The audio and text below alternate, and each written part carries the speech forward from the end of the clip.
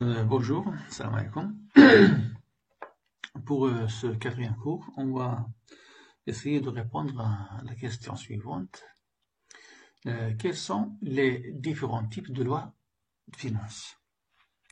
Combien on a de types de lois de finances? Donc, pour répondre à cette question, on va revenir à l'article 1er de la loi organique 133 relative à la loi de finances.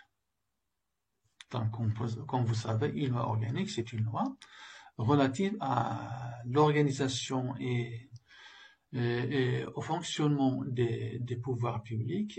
Elle est votée par le Parlement. Sa mission, c'est de préciser ou de compléter les dispositions de la Constitution qui a fixé les principes généraux. Et dans la hiérarchie des normes, la loi organique se situe en dessous de la Constitution, mais au-dessus des lois ordinaires. Donc, pour répondre à la question que j'ai posée, on va revenir à l'article 1er de la loi organique 133 relative à la loi de finances. Cet article stipule que la loi de finances détermine pour chaque année budgétaire la nature, le montant et l'affectation de l'ensemble des ressources et des charges de l'État, ainsi que l'équilibre budgétaire et financier qui en résulte. Elle tient compte de la conjoncture économique et sociale qui prévaut au moment de sa préparation, ainsi que des objectifs et des résultats des programmes qu'elle détermine. Donc je répète la définition. La loi de finances, selon la loi organique 133, la loi de finances détermine pour chaque année budgétaire, donc là on a le principe de l'annualité, la nature, le montant et l'affectation de l'ensemble des ressources et des charges de l'État, ainsi que l'équilibre budgétaire et financier qui en résulte. Elle tient compte de la conjoncture économique et sociale. Donc vous voyez là la relation entre le budget et l'économie et l'axe économique et social. Donc, elle tient compte de la conjoncture économique et sociale qui prévaut au moment de sa préparation, ainsi que des objectifs et des résultats des programmes qu'elle détermine. L'article 2 de la loi précitée stipule que, au sens de cette loi organique, on entend par loi de finances, premièrement, la loi de finances de l'année, deuxièmement, les lois de finances rectificatives, et troisièmement, la loi de règlement de la loi de finances. Donc, selon l'article 2 de la loi organique de la loi 133, on a trois types de lois de finances. Le premier, c'est la loi de finances de l'année. Le deuxième type, sont les lois de finances rectificatives. Et le troisième, c'est la loi de règlement de la loi de finances. Commençons par le premier type, qui est la loi de finances de l'année. Donc, on dit loi de finances de l'année, ou la loi de finances initiale, ou le budget de l'année. Donc, c'est la même chose. Loi de finances de l'année, loi de finances initiale, ou le budget de l'année. La définition de la loi de finances de l'année, selon l'article 3 et 5 de la loi organique 133, relative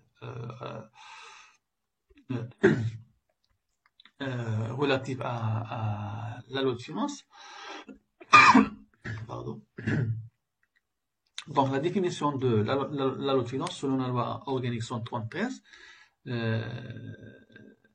c'est précisément les deux articles 3 et 5.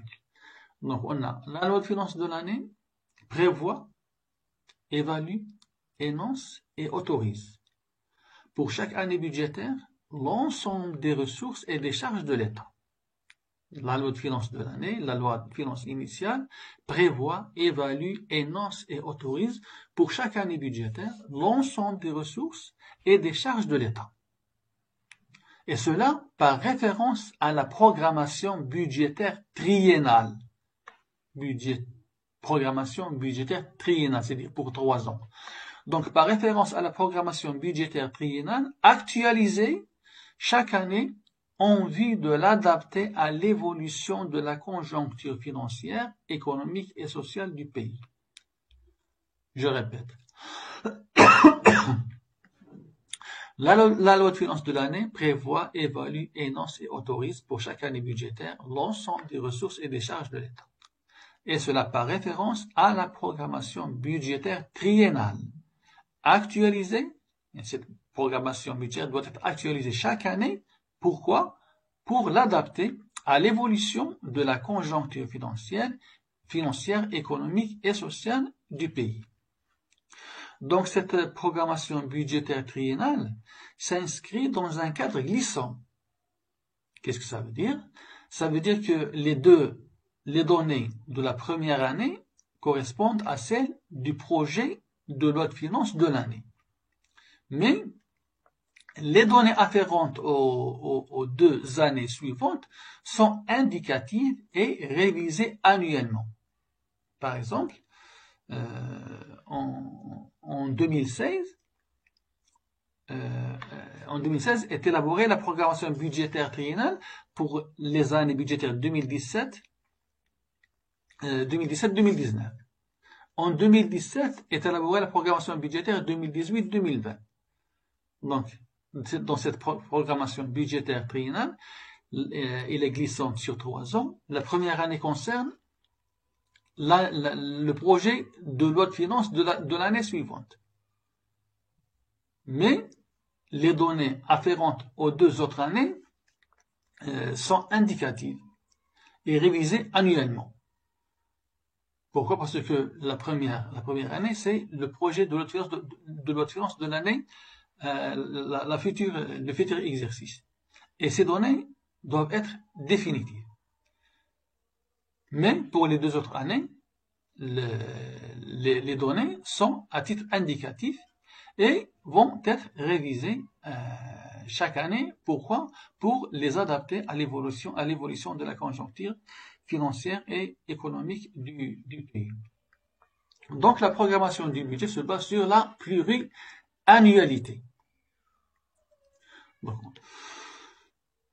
J'ai déjà évoqué le principe de l'annualité du budget. Là, c'est comme si on déroge à la règle, au principe de l'annualité budgétaire. Donc, la programmation se base sur la pluriannualité. Pourquoi? Quelle est la raison? La raison, c'est pour établir un lien entre les objectifs stratégiques et le budget de l'année. Donc, les objectifs de cette programmation pluriannuelle, pourquoi? Parce qu'on a dit, le budget est élaboré par référence à une programmation budgétaire triennale. Donc, pourquoi on a cette pluriannualité dans la programmation du budget?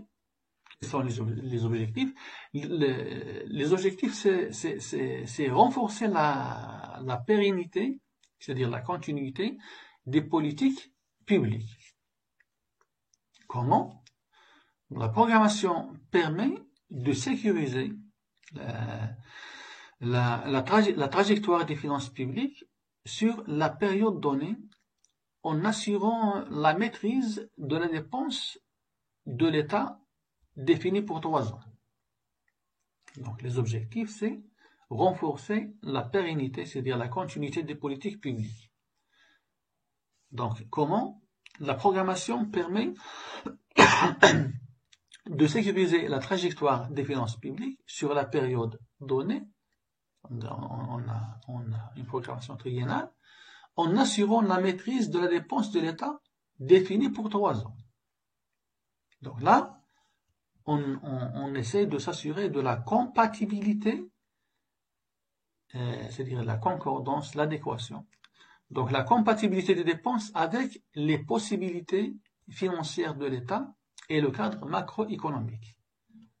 Donc l'objectif, c'est s'assurer de la compatibilité des dépenses avec les possibilités financières de l'État et le cadre macroéconomique. C'est-à-dire accroître l'efficacité des ressources budgétaires en renforçant le lien entre les stratégies sectorielles et le budget annuel.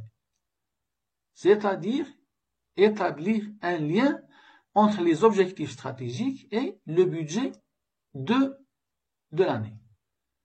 Bon. Accroître l'efficacité des ressources budgétaires de l'État en renforçant le lien entre les stratégies sectorielles et le budget de l'année. C'est-à-dire le budget de l'année doit être en adéquation, en concordance avec les stratégies sectorielles, il doit être en concordance, en adéquation, en compatibilité avec les objectifs stratégiques adoptés par le gouvernement, et cela pour pérenniser les politiques, pour renforcer la pérennité des politiques publiques. Donc, la loi de finances de l'année prévoit et autorise pour chaque année budgétaire, comme on a déjà dit, l'ensemble des ressources et des charges de l'État.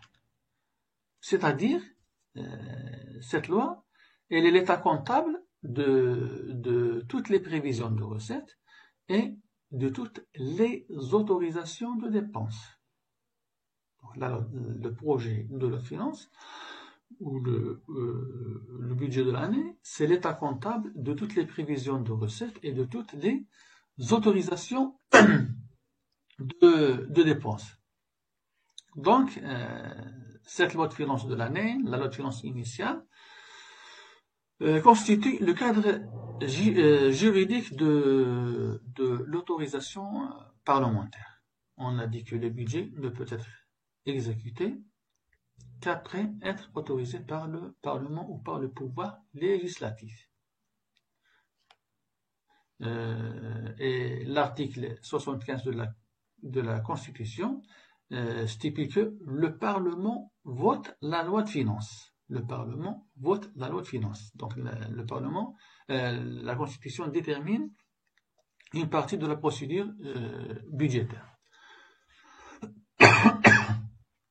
Donc la loi de finances constitue le cadre juridique plutôt de l'autorisation parlementaire. L'article 75 de la Constitution stipule que le Parlement vote la loi de finances. Quelles sont les principales caractéristiques de la loi de finances? En réponse, premièrement, on dit que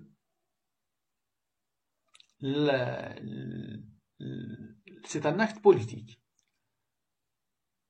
Donc, c'est un acte législatif. On a un projet de loi soumis au Parlement et non pas une proposition de loi qui émane du Parlement. Donc, on a un projet de loi soumis au Parlement, c'est-à-dire le projet est élaboré par le pouvoir exécutif et il est soumis au Parlement pour le voter. Donc, en quoi consiste le vote de Parlement? Donc, comme on a déjà dit, premièrement, l'autorisation au gouvernement de procéder aux dépenses qu'il a arrêtées, et deuxièmement, l'obligation de percevoir ou d'encaisser les recettes qu'il a évaluées. Et cette autorisation, elle est annuelle, elle n'est pas définitive. L'autorisation, elle a un caractère annuel.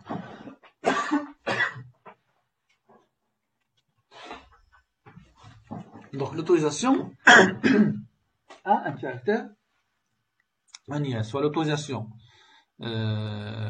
donnée au gouvernement pour procéder aux dépenses qu'il a arrêtées, ou l'autorisation pour percevoir ou encaisser les recettes qu'il a évaluées. Pardon. Deuxièmement, c'est un acte à caractère économique et social. Donc, la loi de finances traduit les objectifs économiques et financiers du gouvernement. On va revenir à la deuxième définition du budget. La première définition du budget qui était élaborée dans le cadre de la conception classique des finances publiques définit le budget comme ce qui suit. Le budget est l'acte par lequel sont prévues et autorisées les recettes et les dépenses annuelles de l'État. Point.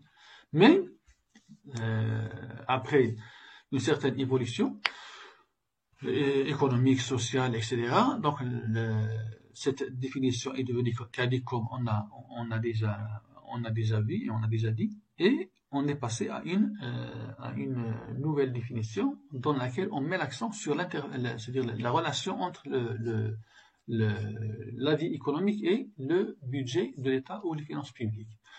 Donc, le budget ou la loi de finances de l'année a un caractère économique et social. Donc, la loi de finances traduit les objectifs économiques et financiers du gouvernement. Le budget de l'État, donc on revient à la définition, le budget de l'État prévoit et autorise les charges et les ressources de l'État. Il est arrêté par le Parlement dans la loi de finances qui traduit les objectifs économiques et financiers du gouvernement. Donc vous voyez là le caractère économique et social. La loi de finances doit traduire ou doit nous donner une idée sur les objectifs économiques et financiers adoptés par le gouvernement.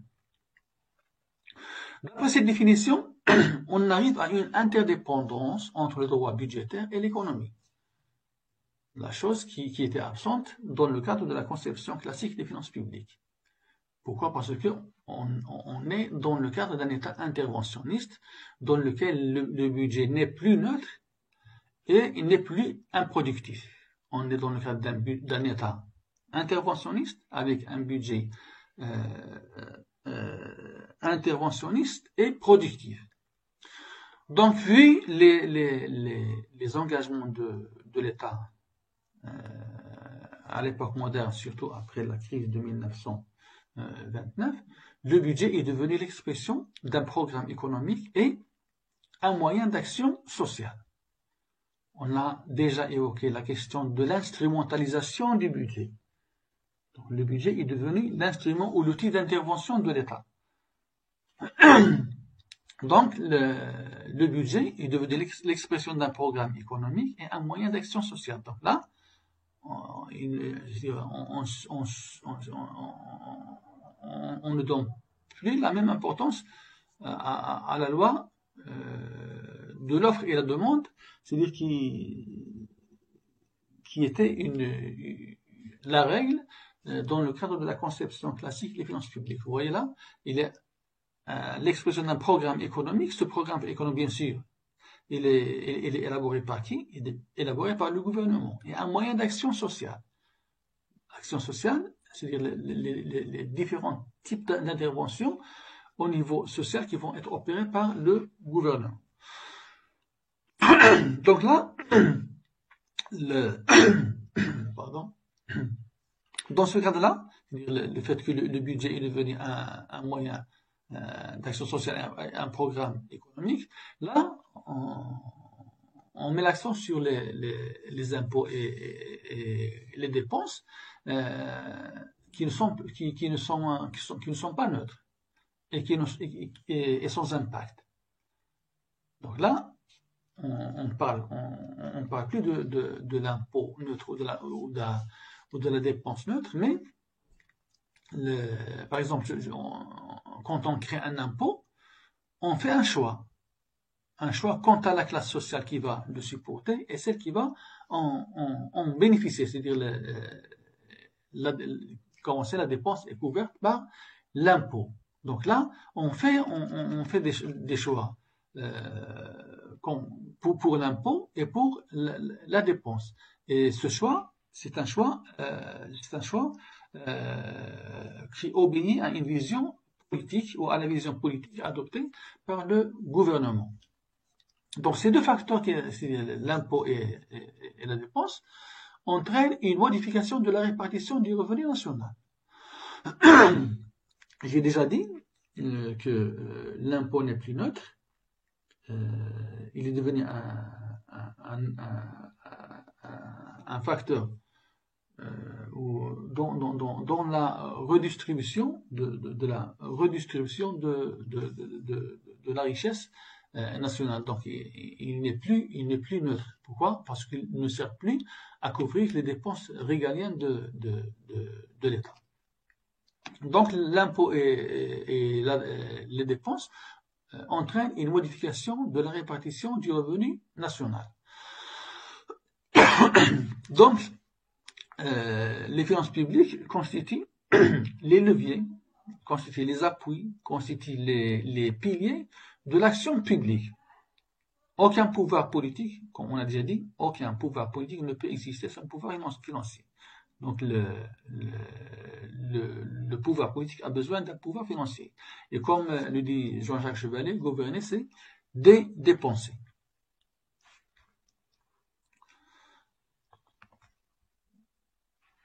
Donc un budget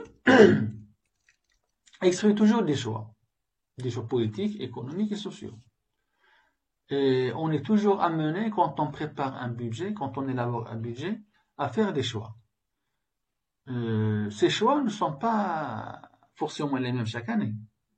Donc, chaque année a ses priorités. Chaque année a ses priorités. Bonjour, je m'excuse de la rupture de l'enregistrement de ce cours numéro 4. Donc, je reprends la dernière idée. J'ai dit qu'un budget exprime toujours des choix.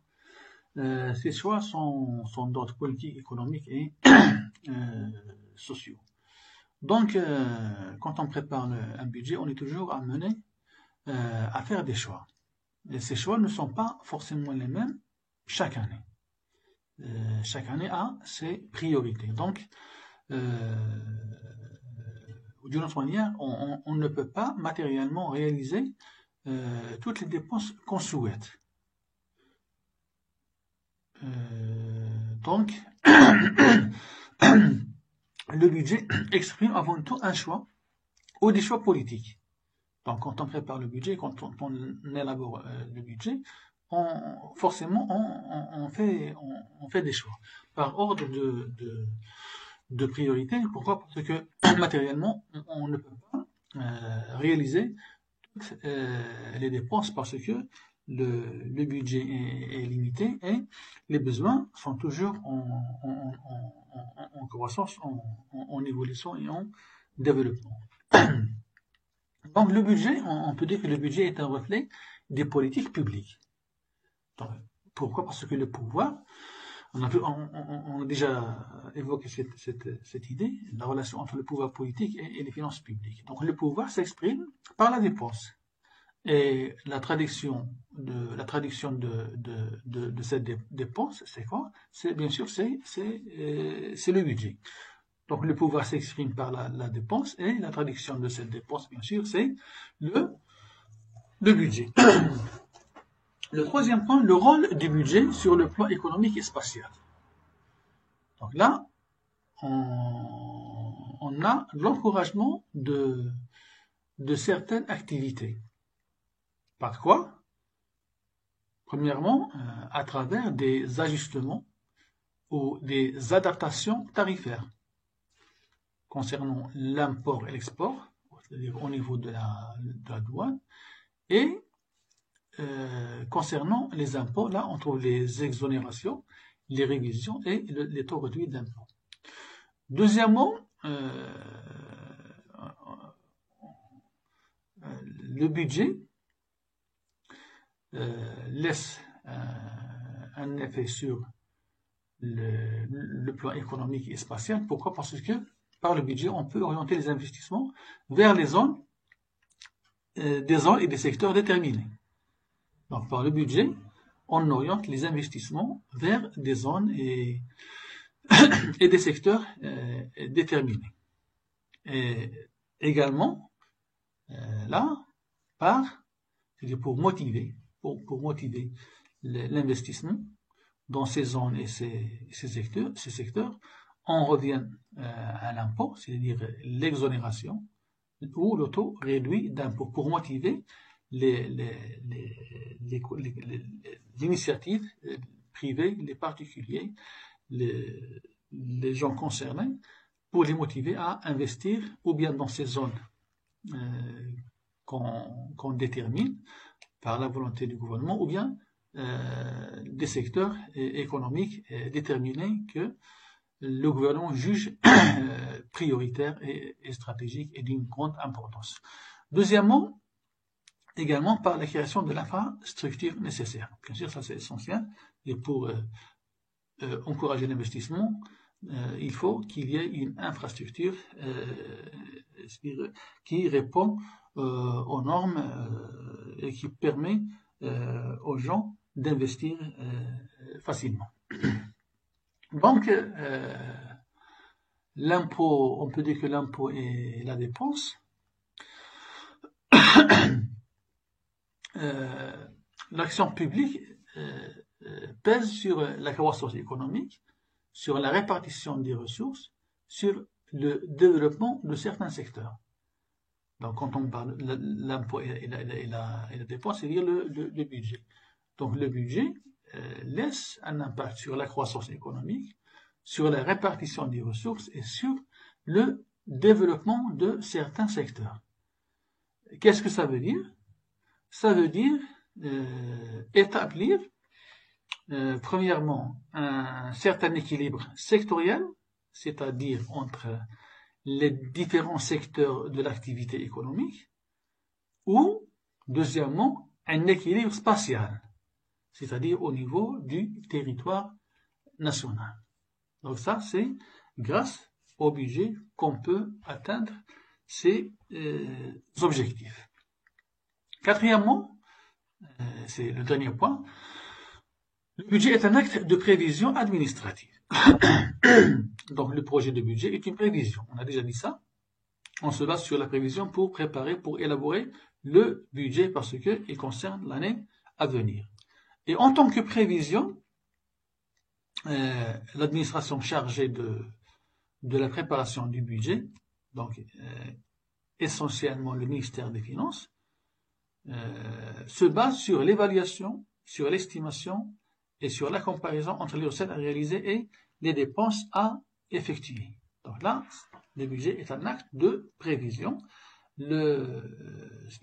L'acteur principal, c'est le ministère des Finances, mais il y a la collaboration de tous les départements ministériels, parce que chaque département ministériel prépare son projet ou le projet de budget propre à son département. Donc, ainsi, on a vu le premier type de loi de finances qui est la loi de finances de l'année ou la loi de finances initiale.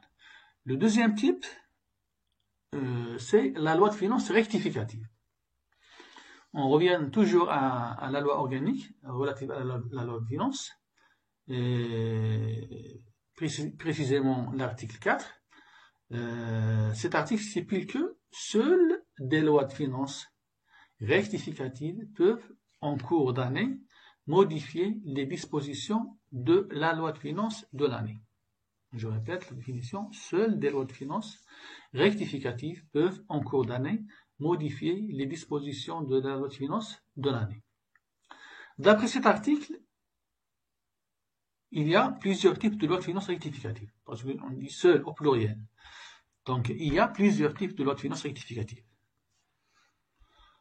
On va les voir après. Donc, concernant l'utilité de la loi de finances rectificative, donc, quand l'équilibre budgétaire fait défaut, c'est quand on a un équilibre au niveau du budget, ou quand les lignes de l'équilibre budgétaire s'écartent d'une manière sensible, on a recours à quoi?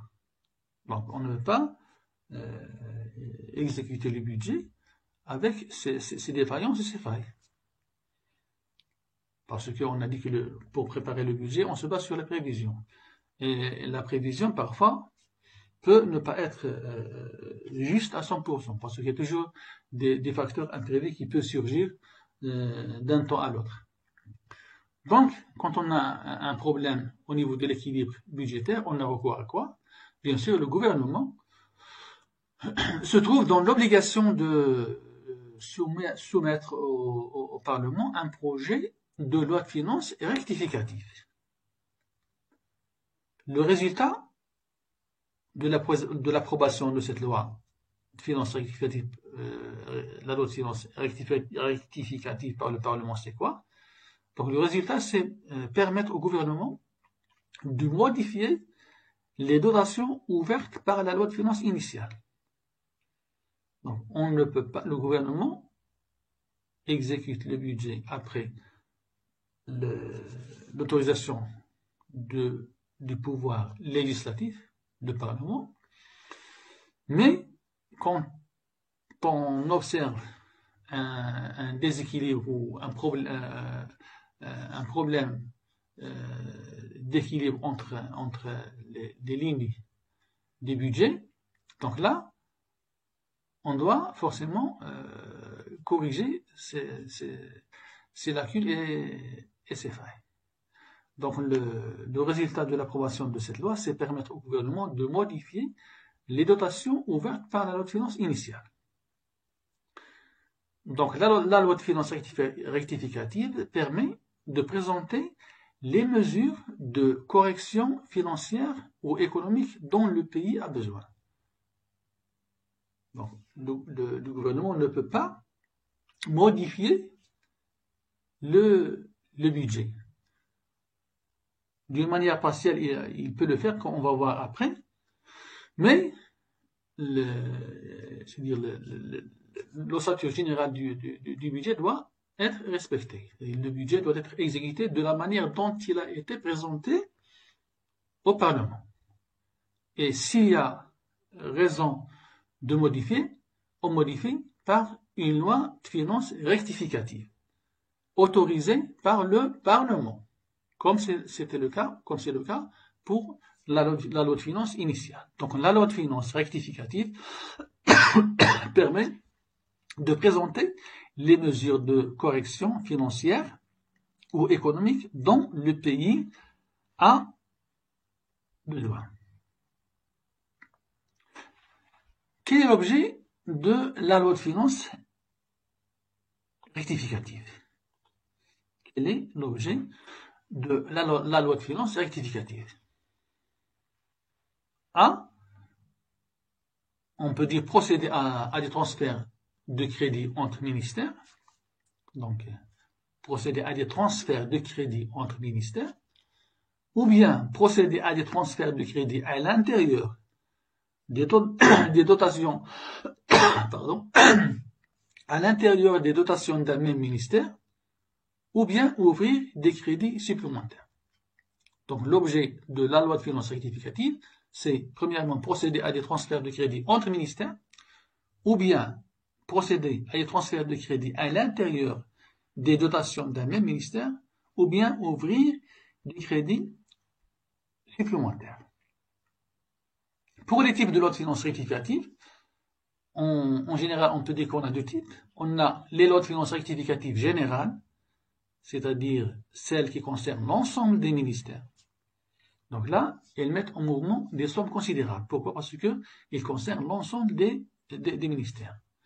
Le deuxième type, c'est les lois de finances rectificatives consacrées à un sujet particulier. C'est très limité.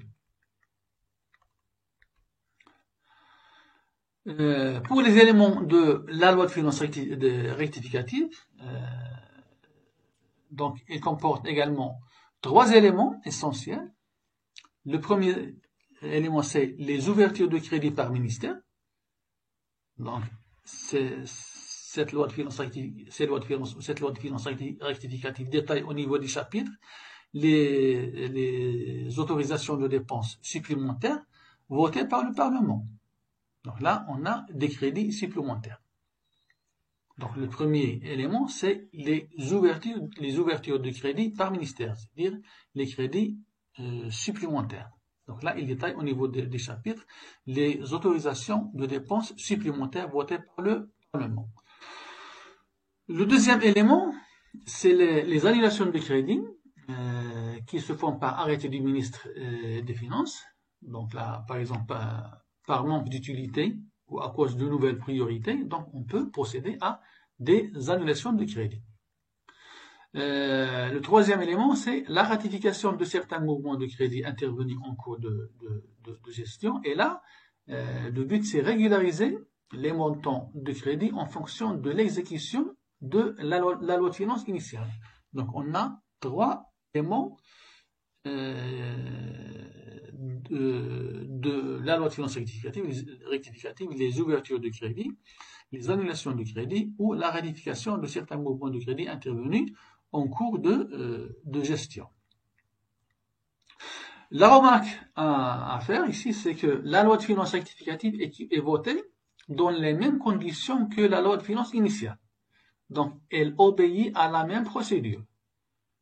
La même procédure, la loi de finances rectificative est votée dans les mêmes conditions que la loi de finances initiale. C'est-à-dire la même procédure. La loi de finances rectificative peut avoir une importance majeure. On a dit, on a deux types de lois de finances rectificatives, les lois de finances rectificatives générales et des lois de finances rectificatives consacrées à un sujet particulier ou un sujet déterminé. Donc là, la loi de finances peut avoir une importance mineure quand il concerne un sujet particulier. Donc là, on peut dire qu'il s'agit d'un simple ajustement des dépenses et des recettes.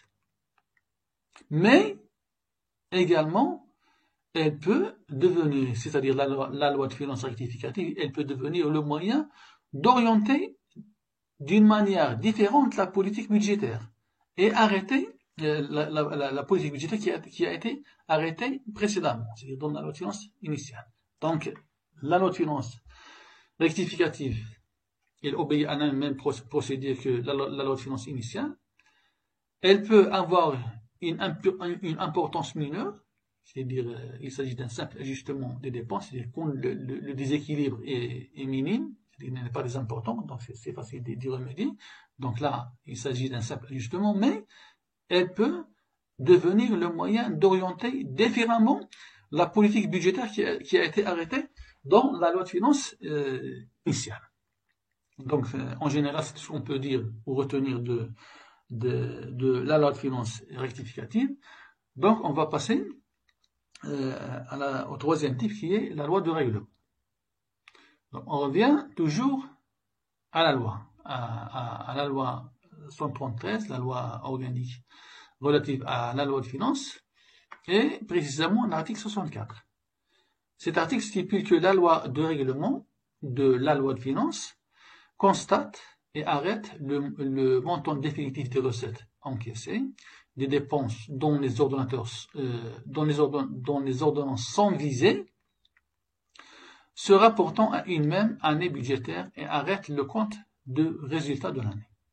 Donc, cette loi de règlement approuve le compte de résultat de l'exercice de l'année concernée, établi à partir des recettes et des dépenses constatées.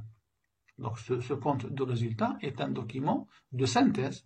Qu'est-ce qu'il a comme fonction? Donc, en fonction, il a pour fonction le fait d'indiquer la performance du budget, c'est-à-dire améliorer l'efficacité des politiques publiques. Donc, c'est la définition donnée par l'article 64, je la reprends. La loi de règlement de la loi de finances constate et arrête le montant définitif des recettes encaissées, des dépenses dont les ordonnances sont visées, se rapportant à une même année budgétaire et arrête le compte de résultat de l'année. Le moment où la loi de règlement intervient, c'est quand que cette loi peut intervenir. Cette loi intervient après l'exécution d'une loi de finances de l'année. Donc, la loi de finances rectificative intervient en cours de l'exercice budgétaire, c'est pour apporter les ajustements nécessaires pour revenir à l'équilibre budgétaire. Pour la loi de règlement, elle intervient après l'exécution d'une loi de finances de l'année. Donc, son objet, c'est quoi? Premièrement, elle constate les résultats financiers de chaque année budgétaire. Donc, on constate les résultats. Donc là, il ne s'agit pas de prévision. On a des chiffres réels. Donc, elle constate les résultats financiers de chaque année budgétaire et approuve les différences entre les résultats d'exécution et les prévisions de la loi de finances initiale. Cette loi peut être modifiée en cas de nécessité par une loi ou des lois de finances rectificatives. Donc, la loi de règlement intervient après l'exécution d'une loi de finances de l'année. Son objet, c'est quoi? Premièrement, elle constate les résultats financiers de chaque année budgétaire, c'est-à-dire on travaille sur des chiffres réels, pas sur des prévisions, et approuve les différences entre les résultats d'exécution et les prévisions de la loi de finances initiale. Cette loi qui peut être modifiée en cas de nécessité par une loi ou par des lois de finances rectificatives. Donc c'est l'objet de la loi de finances, de la loi de règlement.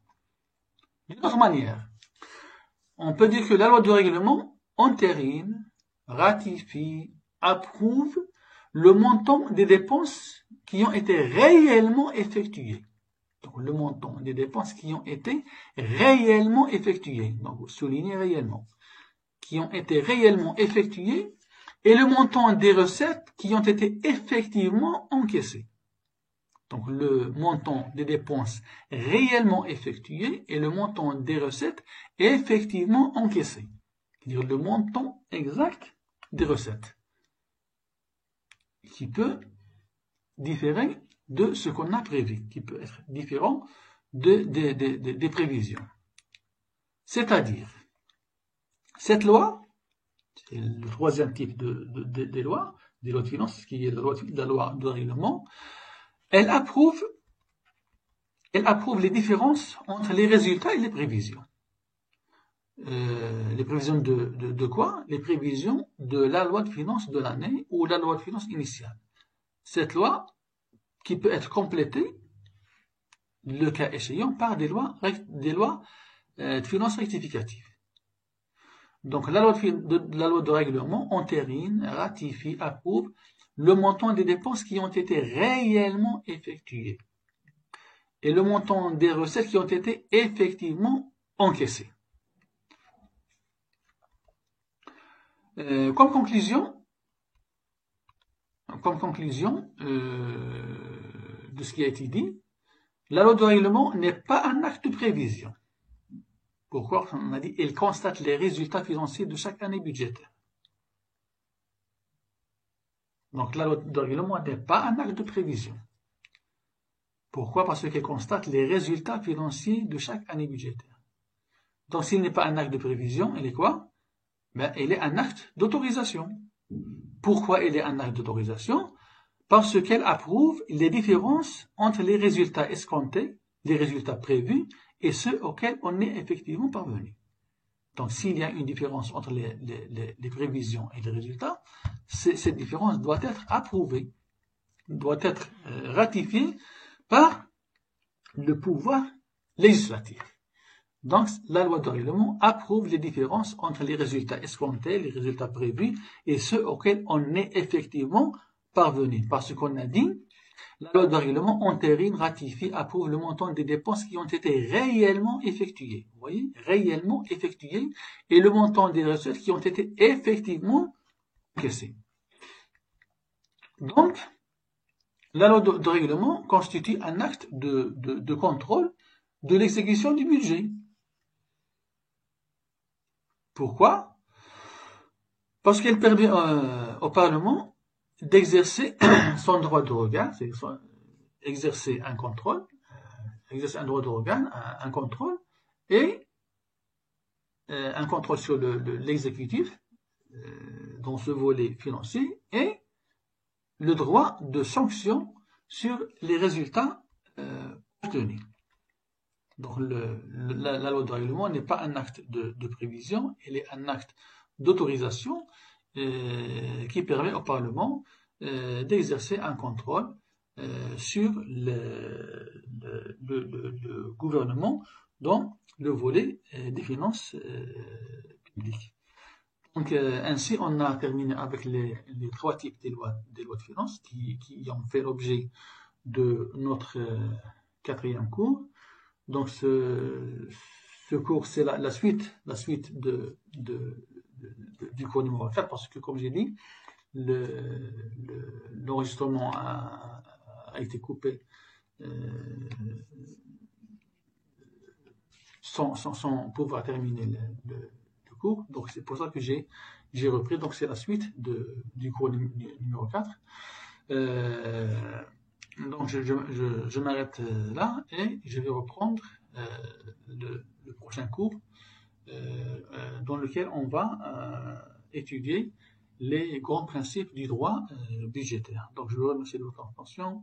Bonne chance, bon courage et à la prochaine fois.